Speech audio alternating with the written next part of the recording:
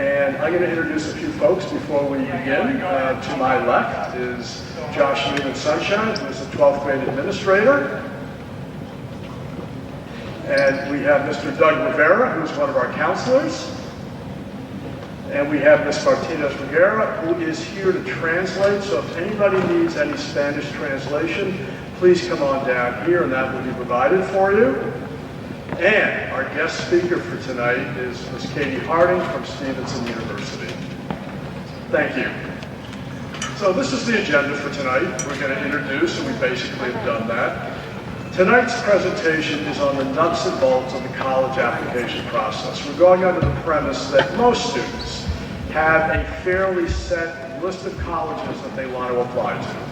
Back in the fall of last year, the spring of last year, we were talking about how to search for colleges, what to look for. Now we're assuming a lot of that work has been done, and we're looking at what are the hard facts of actually applying to college.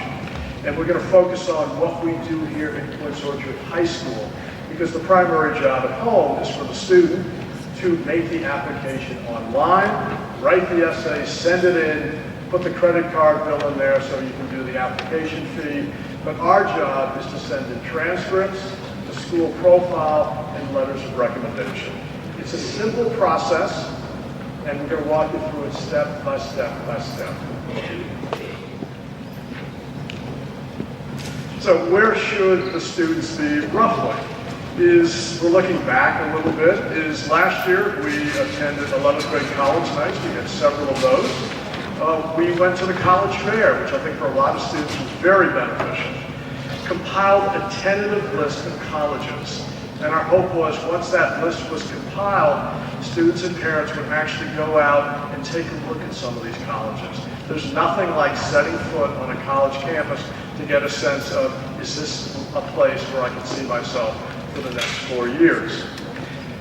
We explored colleges through Naviance Family Connections. We went into the 11th grade classrooms, got students back on Naviance, encouraged them to use it, showed them examples and demonstrations. Many students have taken at least one SAT or ACT. Some have taken more than that. And students over the summer, we recommended that they familiarize themselves with the college application process and actually begin the process itself. Common Application opened up, I think, on August 1st. It was a wonderful opportunity to begin to fill out those forms and, very importantly, to work on the essays. And I hope some of you have the opportunity to come to our college workshops over the summertime. Finally, we encourage students to identify and approach and speak with some teachers prior to leaving school last June who they felt could write a good recommendation on their behalf. The recommendations probably were not being written over the summertime, but we wanted the students to begin to line up teachers who could do that for them. So that's where we've been. So what happens next is there should be a finalization of the college list. And one of the premises of tonight's presentation is you really can't, or we can't really send stuff out for you unless you have a finite list of colleges. It's got to be listed in Naviance because we send our stuff out electronically. And if it's not in there, I cannot upload anything. But again, it's a very simple process. Meet with college reps who are coming to QO. We'll get to that in a few minutes, but Mary Pat Johnson, who could not be here tonight, she's our college and career coordinator, has done a fantastic job of getting colleges here almost every single day of the week. College reps come here, explain the program, and I think one of the many benefits of that is, in many cases, the representative who comes to Quince Orchard may be one of the representatives at that college who's reading the application, and it's good for them to meet. You should be aware of college deadlines, and that's another thing that we're going to emphasize tonight. There's a number of different ways you can look at deadlines, and that's something that should be determined now. Am I applying early action? Am I applying priority? Am I doing rolling admissions? Am I doing regular? Am I doing ED? And we'll talk about all those in just a minute. And you should attend in a few weeks our financial aid meeting, which is on the 27th. That is hosted by Mary Pat, but we have wonderful guest speakers who will walk you through the FAFSA, college finance, and try to answer any questions you may have about that. We all know that college is expensive, so I emphasize that is a crucial meeting for you to come to. After that, the FAFSA should be completed. That opens up on October 1st. It used to be in January, but now it's been moved up, so that can be done. And finally, if there's any more SAT, SAT-2s, which are subject tests, many schools do not require those.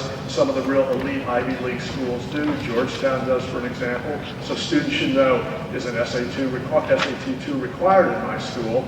If it is, and they haven't taken it, they need to be very aware of that. And finally, if they're taking another ACT, that still can be done as well. So we mentioned a minute ago about finalizing the list of colleges, and sometimes students and parents will ask, well, how many colleges should I be applying to? And obviously there's no one specific answer to that. Typically we say if you're applying to 10 or more, that may be too many. You probably need to narrow that down a little bit. Perhaps you haven't done your research carefully enough. If you're only applying to 1 or 2, that makes us nervous, because if you don't get into that or that, then we're sort of stuck. So a rule of thumb, ballpark figure, is between 5, 8, 10. And we're going to break that down further. Is on the left-hand side, you'll see what we call a foundation school. That's a school that you have a really good shot of getting into. If you're doing your research, and hopefully you've been on the Naviance, the students have been on the Naviance, and we'll show you how they can look at their chances of getting in through Naviance, is do I have the SAT or the ACT score that they're looking for? Do I have the grades that the average freshman has? And I can tell is that if I'm above that, I have a really good shot of getting into the school. But there's one provision to that, is students will be willing to go to that school. It may not be their top choice, but if they don't get into their other choices, then they would be happy going to this. As an example, I had a student a couple years ago who I was going over her college list, going over it bit by bit. Do we have a good chance of getting in here? Why do you want to go to the school? And I finally asked, what is your safety or foundation school? And she pointed the school out to me, which made perfect sense. And I said, would you be happy going there? And she said, no. Then why is it on your list? It has to be a school that you would be happy to go to, even if it's not your first choice. Then we have what we call the match schools, SAT, ACT, grade point average is pretty much on target to get into those schools. And finally, we have what are called the reach schools. And we advise maybe 1 or 2 is that you're maybe a little bit underneath what they're looking for as far as statistics, but you're still somewhat in the ballpark. Maybe you have some special extracurriculars. Maybe you have a special talent. And this is a school you have long wanted to go to. Give it a shot, but make sure you have the good match in the foundation schools in case that school does not come through for you. So I mentioned a minute ago about deadlines, and there's several of these. The first one I'm going to talk about has become more popular. It was not, I don't think it was even known when I was applying to college, but now a lot of our students go with early action. And typically early action is October 15th. There's a couple schools that deviate from that date, but the common early action date is October 15th. And the good thing about that is you get your application in early. You don't have to worry about it anymore. It is in somebody else's hands, and you get a response usually before the winter break. And the other good news about that is it is not binding. You do not have to declare to go to that school. But it's very nice in December to have an acceptance from a school, even if it's your top choice, put it in your hip pocket and say, you know what? Somebody wants me. I'm going to some school next year, even though I'm waiting for some other possibilities to come through. The hard part about that is it takes a little bit of fun and work, is that people should have been working on this over the summertime. Essays should be pretty ready to go, and the application needs to be done 15th. If that happens, it shows the schools that you got your act together, it's pretty well organized, and you maybe really want the school. You don't have to do early action, but there's benefits to it. But it takes some work right now. The next one is priority deadline, and that's a little bit like early action. It has a different name, but the most common one that we know around here is the University of Maryland. Maryland has 2 days. It's November 1st, and I think it's January 20th.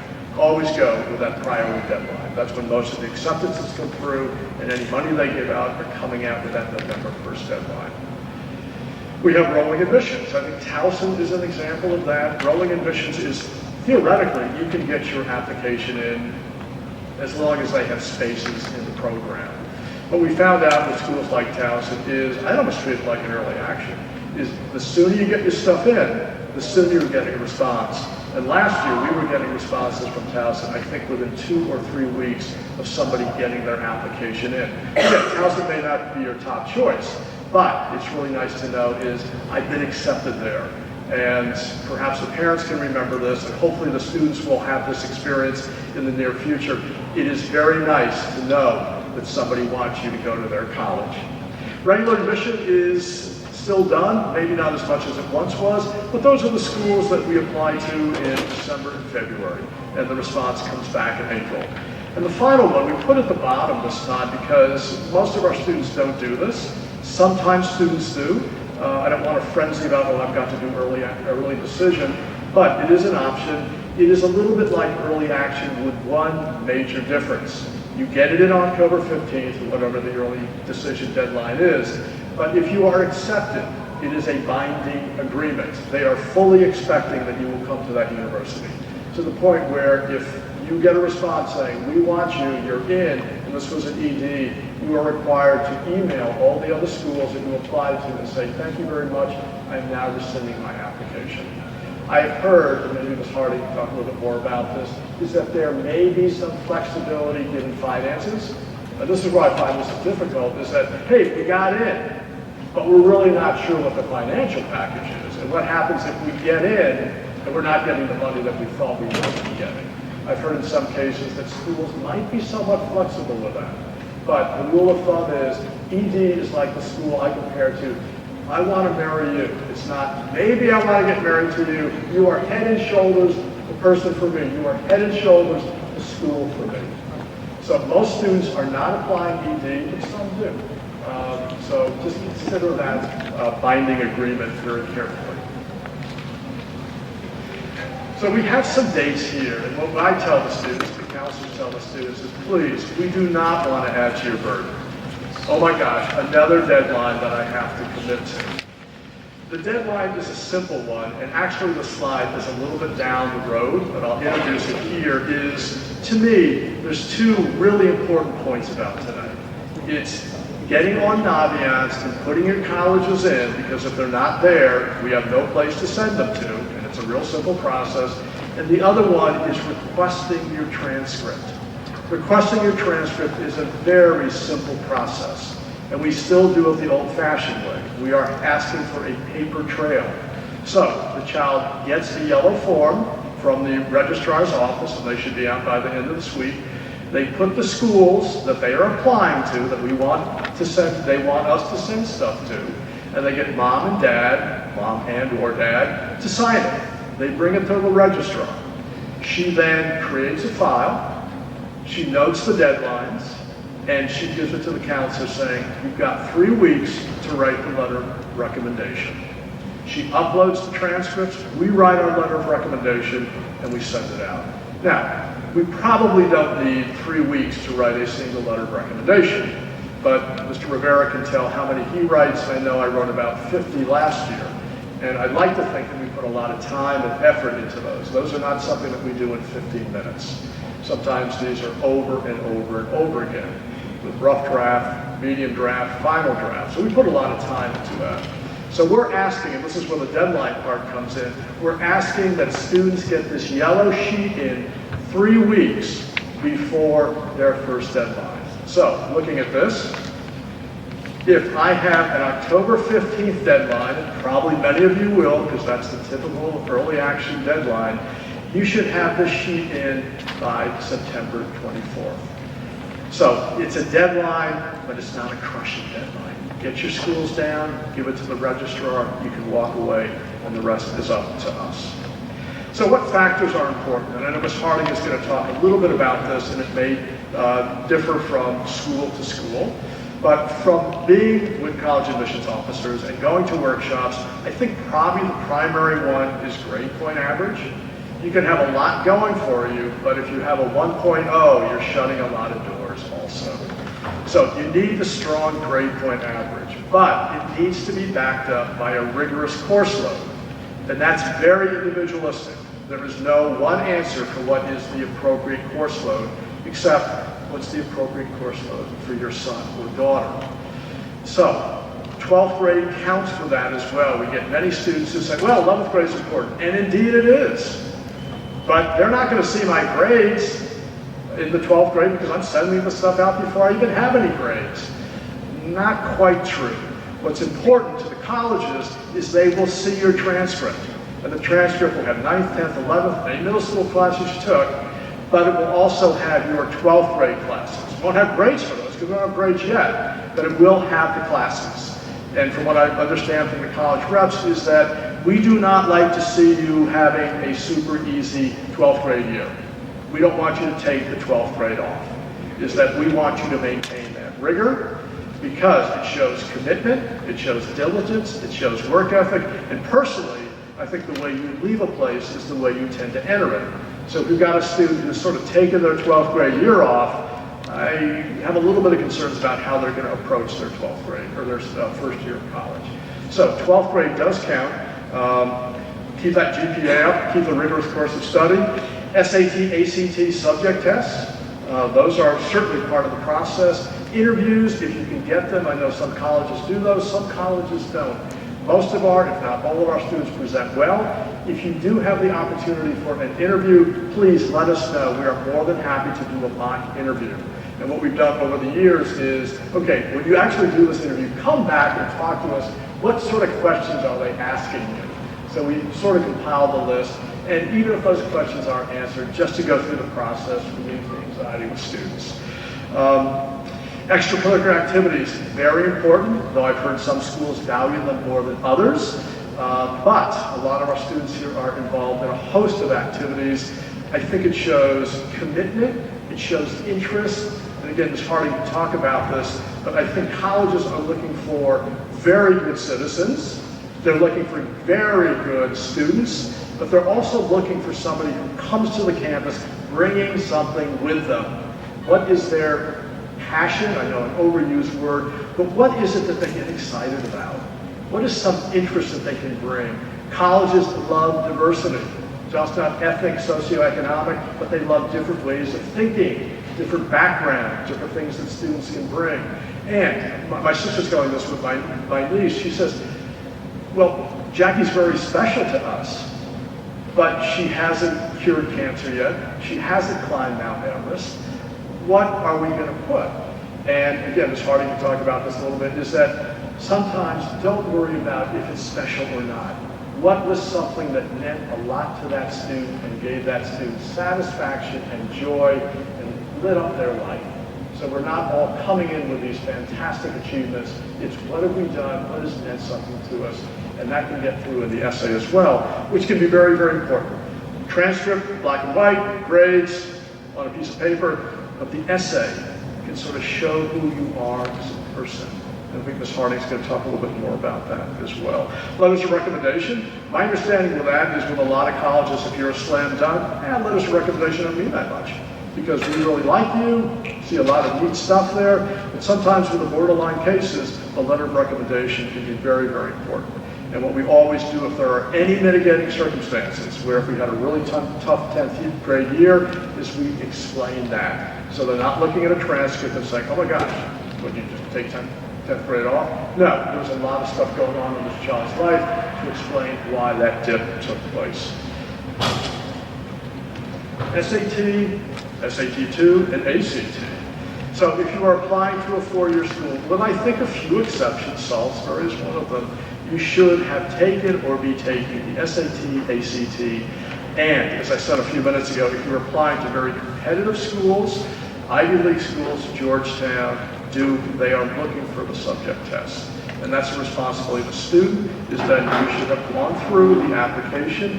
What are the requirements? What are schools looking for? Do I need a subject to test? And then I need to do that. My understanding is Maryland does not require the subject to test. Doesn't matter if it's an SAT or an ACT. They are looked on equally by schools. You have to send those directly to the schools. And we'll talk about that in a few minutes. Sometimes we get students coming, well, I haven't got my SAT scores, you didn't send them. Yeah, we don't send them. It is the student/parent responsibility to send the SAT, ACT scores on. Super scoring. SAT tends to super score, ACT does not. Again, from hearing from college reps is that they're not trying to find ways to get you out, they're looking for ways to help you. So I think they look at these scores in, let's give the kid as much grades as possible. SAT 2 I talked about a minute ago is make sure that you've taken those if you need it. It is still not too late to sign up for these. So the deadline for the late registration, I think you have to pay some money for that, is for the October SAT is September 26th, and no charge for the ACT in October. So what are colleges looking at? I'm sorry, who does what in the college admissions process? And starting on the left-hand side, this parent generalization is providing support and guidance.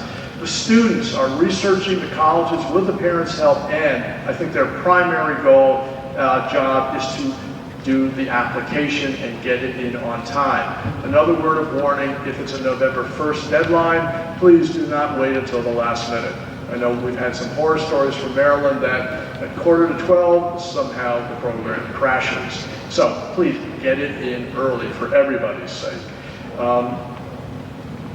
Students also have to initiate with the teachers about letters of recommendation. And if anybody's sitting out there and saying, yeah, this guy's talking about letters of recommendation, I haven't talked to anybody, please approach a teacher tomorrow and ask, would you be kind enough to write my letter of recommendation? And my advice is also give them a reason why you are asking them to write the letter of recommendation. Teachers like to know, why am I writing for you? What is it about me that we created some bond you would feel comfortable me writing on your behalf? The counselors, we do a lot more than this, but we're helping with the college selection. Ultimately, it is up to the parent and the student about what colleges they are applying to, but we try to provide guidance for that, and we take the letters of recommendation very seriously. With this presentation, and I will add is that this morning we went into the classrooms, and this afternoon as well, and did a similar program with them in a little bit more depth in certain areas. We got them back on the Naviance if they were not there, and we also did matching with the Common App, and we showed them how to choose teachers. So this is a general discussion. Today in the classrooms we went in and we did the nuts and bolts. They got on Chromebooks and actually got on their Common Apps and began to match things. So with any of these things, I know there's a lot of information. If you have questions, it's like, I sort of understood that, but I didn't understand that. Please let us know, and we will work with your students, walk them through, and make sure that they have crossed all the T's, dotted the I's, so we can get these things off. Career Center, Mary Pat does a great job in guidance, resources, finances. And again, she's the one who gets all the college reps to come here and talk to our students. Teachers, they advocate for the students to the teacher recs. And our job in the recommendation is to paint a total picture of the child. I think the teacher's job is more to show a little bit what their academic prowess is in the classroom, although those lines cross in both cases. And finally, the registrar, extremely important. She's the record keeper. She makes sure all this stuff gets out. And we'll talk a little bit more about her in a minute.